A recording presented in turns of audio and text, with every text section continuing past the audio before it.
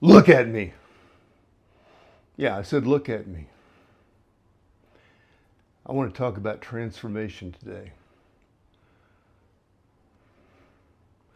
Transformation. That word, first of all, makes me think of a childhood game that my kids watched on TV where these figures would transform from one mechanical formation into another. That was a great concept. I kind of admired that. I mean, I have an engineering background and I've always um, had a great imagination and considered myself to be a creative person. I spent some of my early childhood building tree houses and being with nature, working with my hands, basically creating a place that I could live and a whole world in a grove of trees that I created for myself with scraps of lumber and nails and all the time and effort and imagination and creativity and I guess you could say hard work that I put into my play to create this space. And I knew that I didn't own the space and I knew it would be destroyed someday as the city was developed. I watched bulldozers come in and tear down my treehouse. I also built a treehouse before that that was much more limited, but in a grove of trees where my grandfather owned a space. And that was a great part of my childhood. But I watched their lives progress and their financial needs change and their health needs change, and eventually they sold that. And years later, I went back and drove by the place where I'd built that tree house. The trees were still there, but the old farm countryside where I had, once ridden motorcycles and picked up rocks and baled hay and tended to cattle and hogs and worked with various, gardens. We've raised several crops and had cattle, hogs, chickens, and I built a tree house in the middle of all of that. And today it's a it's got a fancy mansion on it with a long, very, it's not a cookie cutter place, but it looks like a mansion that you could put in any affluent neighborhood in any major city. And, the drive is kind of very, kind of a cookie cutter creation. So I went through a lot when I saw that and reflected back to my childhood. And I haven't asked people to look at me and listen to me in my life because I've been in a lot of pain over that. And I feel like I've been transformed recently and really can see clearly some transformations that have taken place, not only in me, but in the world. And as opposed to the stories about transformers, I believe that true transformation requires, there's basically no going back. When something is truly transformed, it has cut its ties to its old ways. And there, I think it's complex. I think we're complex. We're much more complex than we're, led to believe early in our lives, for a good reason. But nonetheless, we're here, and if you're listening to this, then great.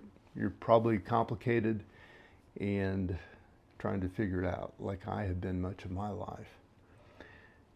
So I was born in the 60s. So You know, in America, that was a very revolutionary time. You know, people were experimenting with drugs. The government was sending, creating war and sending young men in to fight battles that no one really understood. And people were dying. And then they were coming back here to the United States from Vietnam and Korea, from Asia. And we're not getting a hero's welcome. That was mind splitting for a lot of families, a lot of men. And as women were also going through some transformations, no going back, right? It was a very pivotal time in our history. And then the 70s came, and 70s were trying to resolve some of that drug and women's rights and some of the truths that we'd been exposed to about our institutions and about the hierarchy that exists in the world. And then the 80s came. 80s, got a lot more materialistic. I mean, we had the material girl, right? We had a lot of movements. MTV, I think, was a very powerful one amongst the youth, where suddenly everyone could be a star on TV all of a sudden, and we had fake artists suddenly emerging, and I think the 60s and 70s bore some really truthful artists, and I think that era might return, but today in how everything is geared toward being popular and getting thumbs up and followers, there's a danger in calling some things that we used to call art as art. So there was a time whenever this radical view, this counterculture movement, was considered to be a threat to the establishment. And now that we've had all this transparency since technology and social media and then the 24-hour media cycle has really just let us see into all of our institutions, and it's created a huge polarity in the world. I think the most simplistic of mind will grab onto these biases that they grew up around, and that's where you feel safe, confident, and sure. And that's where the Hatfields fight the McCoys. And that's where these battles, this polarity is being triggered by media, and where we're actually being manipulated and misled. And misled is that's just one of many terms that I could use here. But I think, because that would imply some type of ulterior motive, or some kind of real, like there's a big bad wolf out here. I don't think that there really is. I think we are all basically created with divinity inside of us. And now that there's 8 billion of us on the planet, on an Earth that I think was really built to sustain by most standards that scientists have determined, with some type of conformance to a lifestyle that the world expects right now. I think the Earth is really built for about 1 billion to 2 billion people. And I think some of the smartest people on the planet have known this for a long time, but it's a radical thought, and no one really has the ability to snap their fingers and make the most viable solution apparent and obvious and accepted, for the survival of everyone that's on the planet. So, but there is nature's at work. I mean, we've seen civilizations be destroyed in the past, and quite frankly, there are some of the people that I've bumped into that have studied some of the gurus and some of the spiritual leaders, and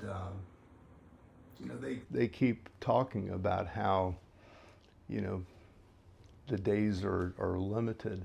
I'm not really one of those people that believes that our days are limited, but I do believe that we are transforming. And I feel like my role in this is to comfort and to help with this transformation. I think part of the transformation that I take heart in is where I do say, look at me. I've been knocked down. I've been knocked out. I've had 2 near-death experiences. I've been fired from positions in companies that I created and betrayed, personally as well as professionally, and by a number of institutions. And I'm not here to complain or fight about that. I'm still here. And my message is that we can survive anything that we face, within reason. You can create a scenario where someone blows up the world with a nuclear bomb or bombs, and I can't. that's not my.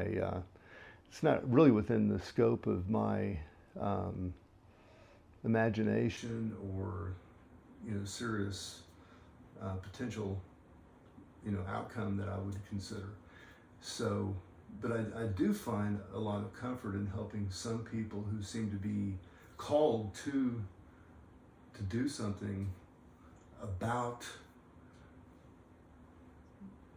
some of the issues that we're facing. And it's, to me, it has to do with going within, because I believe that that's where we are being transformed.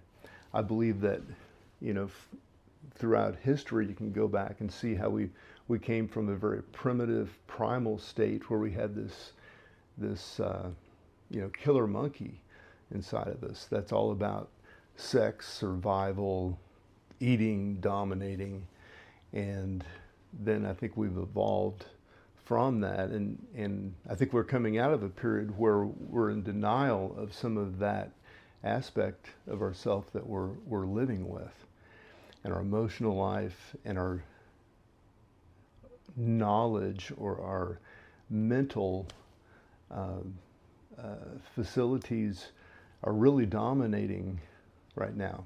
I think on social media, we project, we go out and we pretend, we create these identities, we create these stories about our lives that people believe on the surface, and then that gets communicated inside to them, creates some disharmony, and it taps into all these aspects of us as human beings. It can't help but do that. And George Gurdjieff was someone that I've worked through a lot of his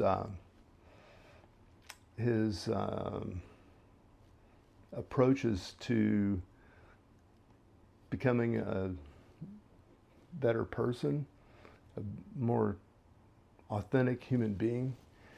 And one of the key principles that he has characterized as self-remembering is really, really powerful for me. And it really equates it's very parallel to some of the work that Sanford Meisner did for helping, actors that were working in theater that were really trying to connect to their own humanity, was about finding these key components in their formative, maybe childhood, or key components in their life.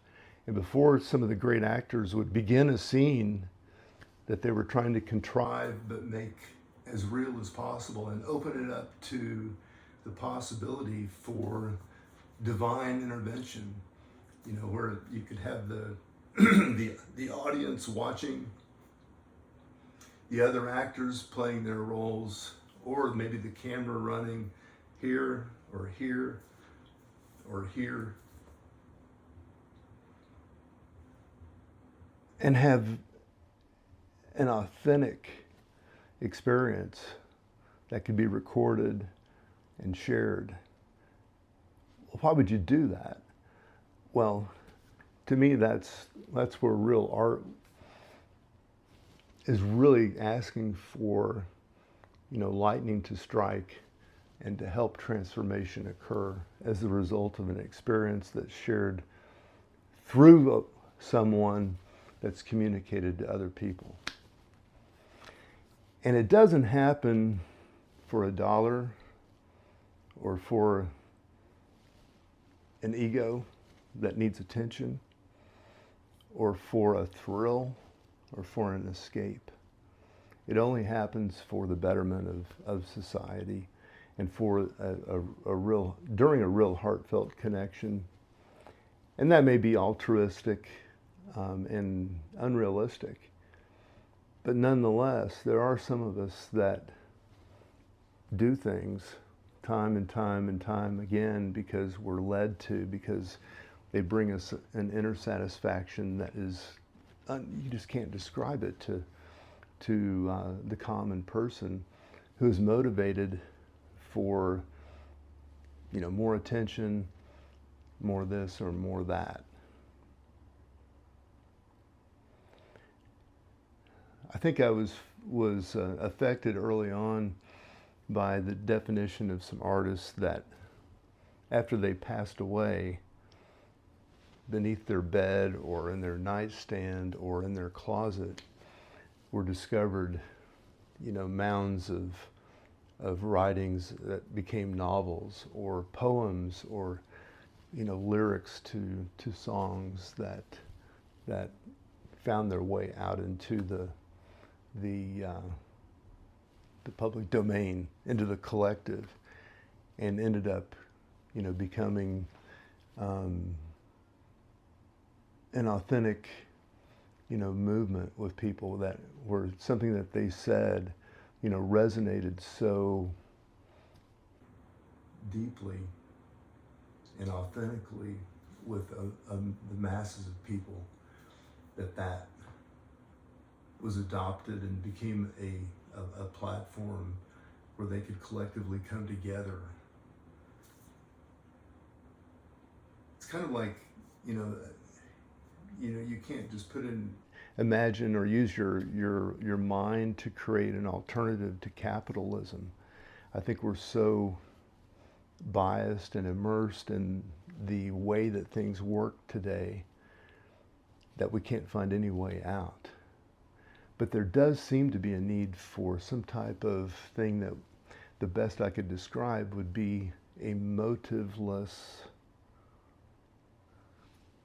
behavior, a motiveless action that's really led by a spirit, by love, and by the heart. And how do you bank that? How do you trade that? Well, that's going to be for us to discover, because there is a good chance that if this earth cannot really sustain 8 billion people for an extended period of time, that as we learn to live authentically, and as we see some of the falsehoods that are created by the fake or this conformed adherence to how things should be, by those shoulds coming from some mental construct rather than from an authentically supported humanity, that we'll see some mutations and some migrations happen that are going to be so real and so physical that we can't help but deal with them and rely more and more on those resources that we've veered away from, like self-remembering, like really staying in tune with our own sense of ourselves. Some might call some of it common sense.